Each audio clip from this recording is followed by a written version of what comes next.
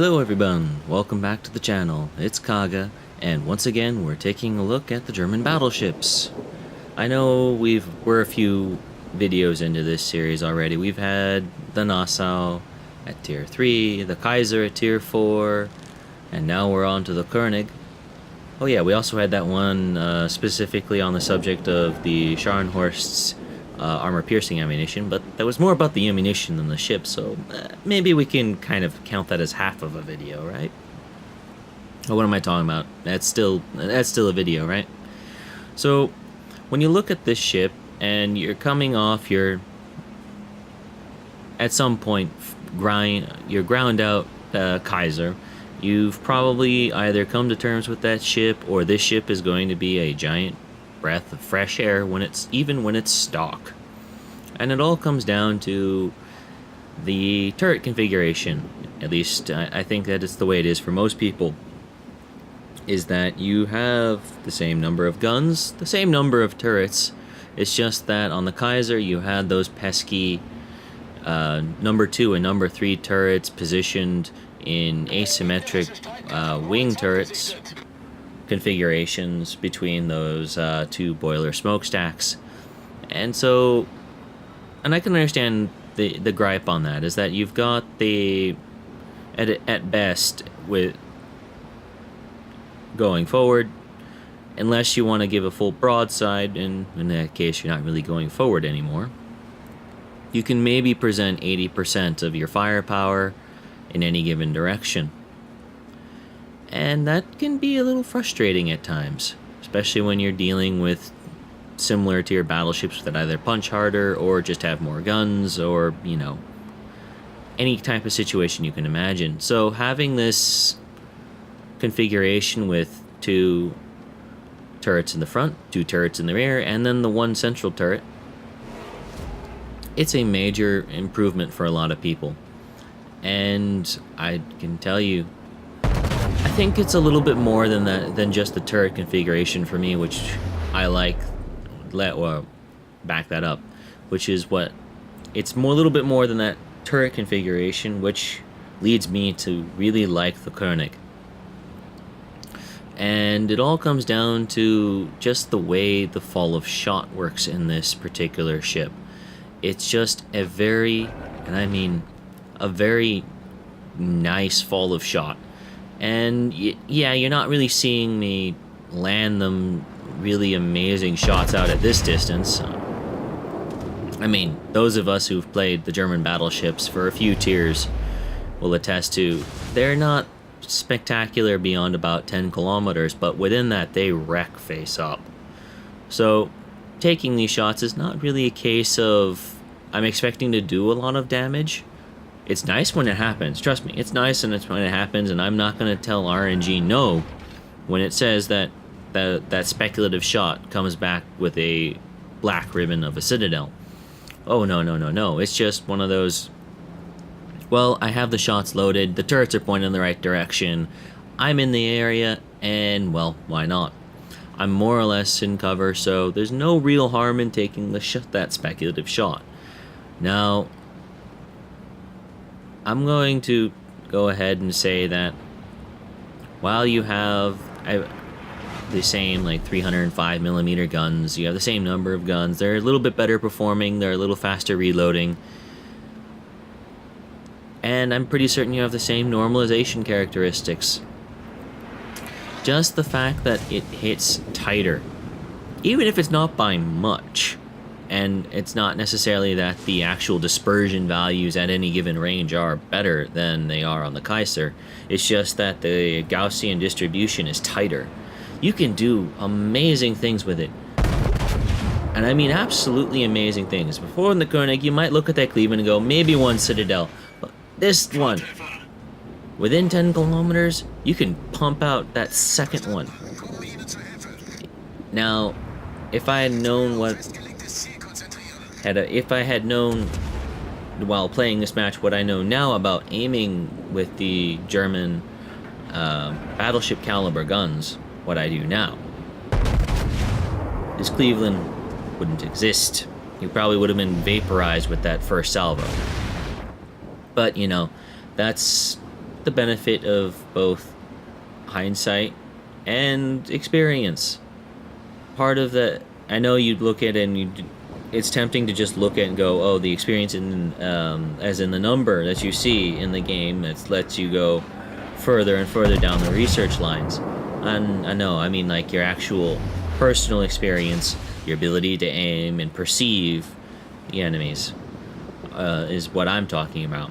And while I was blithering on about that, happened to run into an enemy Scharnhorst, and also in what appears to be an enemy Kiev.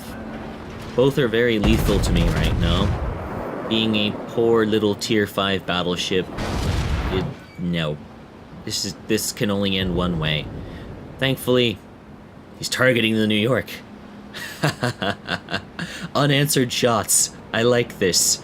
Please, Scharnhorst, keep killing that New York. Leave me be. I just wish to pump hot lead into you. Oh my. Oh my.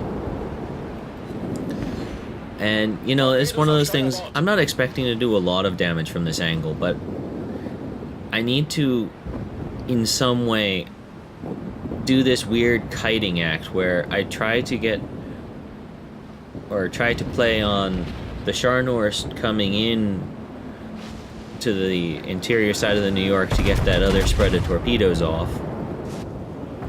Bring his guns to bear, while I'm angling against him and trying to service the Kiev as a target. You might be wondering why I am servicing the Kiev as a target, and it's got to do with the fact I can see him.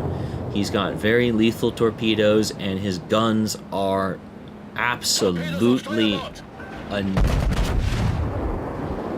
I don't know, for those of you who have not run into the higher tier Soviet destroyers, if you're in a lower tier battleship, you're within like a few kilometers of them, like, you know, 6 or 7, their armor piercing can do a lot of damage really quickly.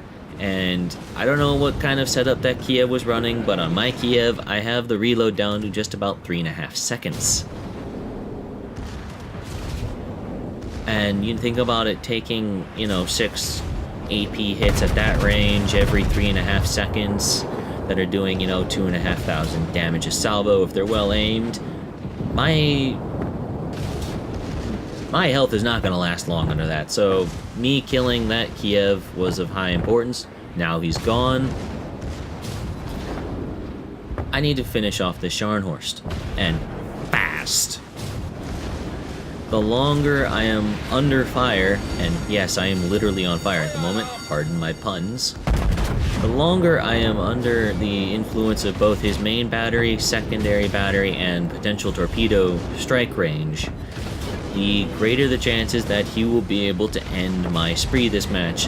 That is something we cannot allow, and it is with some twisted irony that it is in fact my secondaries that claim the final blow. And here was one of my mistakes. I used my damage control a little bit too early, fully knowing that there were dive bombers in the area, but I had, for some reason, discounted them in the decision to press the R key. Now, this is not a huge deal for me in the grand scheme of this battle, because my build on the German battleships for the skill captain, not the skill captains, but the captain's skill points, revolves heavily around the use of the superintendent ability, which gives me that extra charge of the also critical battleship heal, which, you know, I can take an extra singular fire. And this and the dive bombers that just hit me, lucky that it only sparked one. And I went and opened my big mouth. Oh, Ryujo. Please, RNG, bless me. Bless me. Bless me. Fiddlesticks. Yeah, that's the moment that all battleship captains dread. Moment to end their suffering, and RNG just says nope. Denied. Now, I suppose, given the angle of this Ryujo against me, I could have also been pumping high explosive into him. It's kind of a hit and miss with that. And pardon the pun on the with the RNG I was receiving. Yes, it was literally hit and miss. Is that on that off chance that I do penetrate that citadel, it just end it right then and there. The other thing that's on my mind is I see a certain cruiser coming up, and I don't really want to worry about switching ammunition. And now, for me, this is a mistake I see a lot of people make, is that they have the choice between two targets, one that carries a torpedo, clearly making a torpedo run, and they clearly engage the target that is not carrying a torpedo or is not trying to make a torpedo run. Now, I make a mistake here.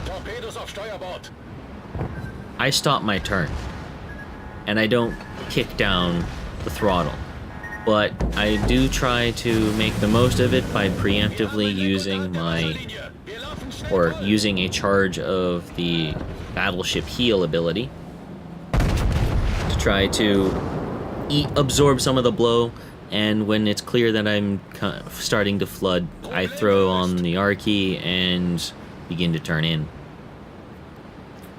Now, this has been a pretty good match for us.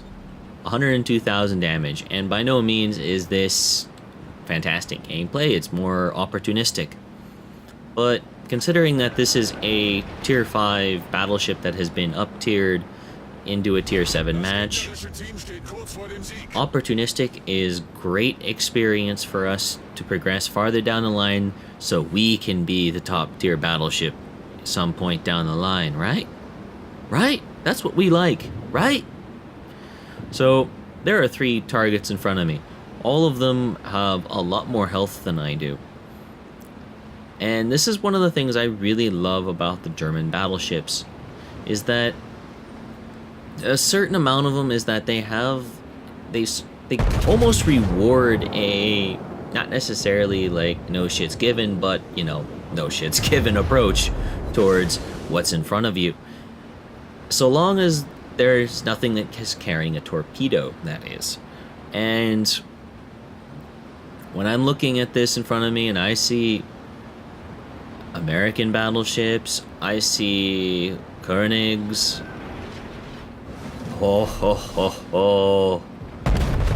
German battleship captain's dream is to brawl in this situation, and we shall brawl. And you see me, and I'm going to explain why I'm aiming high on that König just now rather than at the waterline like saw, and that's why the damage was a little lower, is that at this range I don't have the penetration to go through the primary armor belt. So I'm trying to penetrate through the upper part of the structure armor and its secondary fighting deck battlement armor on the side. Now, unfortunately, at that range, German battleship accuracy betrays me. However, it does not betray me in the contest with that American battleship. And we find a citadel and send him straight to the bottom. I have to admit, when I was playing this match, I think I suffered a certain rush of shit to the brain right about now. And I'm gonna give character to what this sudden rush of shit to the brain was. And I think a lot of people come into this type of situation. They've had a great round, and then they become victim to something called overconfidence. So what I should have done is camp right here at this angle and just stop. Just wait. One of those Königs is going to show himself broadside. And instead, I come around the corner. Against 2 enemy battleships. While we do get the high caliber for our mistake, it's going to cost us our ship. Now, we take like no damage from that one. And that's because we were angled. But we're not happy with that, right? Why would we be happy with this? So, the plan here is we're going to charge around this König right in front of us. Very ill-advised stunt here. And calling, and in 3, 2, 1. Ow. We do finish off the close König, but it cost us half our remaining health. That was a painful mistake. And now, angling off in here, I make yet another mistake. Now, those of you who are experienced battleship captains will recognize that I was only at half optimum angle, and that's why he penetrated me. I'm not going to bother you with the remainder of this match because it's quite sad watching the allies try to nail the remaining enemy battleship. And as you can see from this particular results screen, the time expired and we won by points. Yes, I will admit I was outplayed, but also it illustrates the strength of the König's armor against its own caliber guns, and even, I think, in some respects, larger caliber guns. Now, why do I say larger caliber guns? Look at the Colorado that came later on. While I'm not going to show that particular part of the replay, as it's not really about the König, I'm going to just tell you that, yes, he did weather the remainder of that assault, finish off the König that was with me, and then proceed to kind of start shrugging off Colorado level rounds. He did take some damage, but nothing to put him out of the match, like, immediately. So, I hope this has been an entertaining video for you all on the subject of the König. I hope you can see some of the things that were going through my head. If it wasn't immediately apparent, please feel free to ask me in the comment section why I did something. Or, you know, is there something I didn't cover about the König? Those are also great questions to answer. Please look forward to more content to come on the German battleships later on this week. Thank you. Have a good day. Oh yeah, and look for the link to the Google Plus feedback thread in the comment section. I will post it there. So, thank you, and see you around the channel. Have a good week.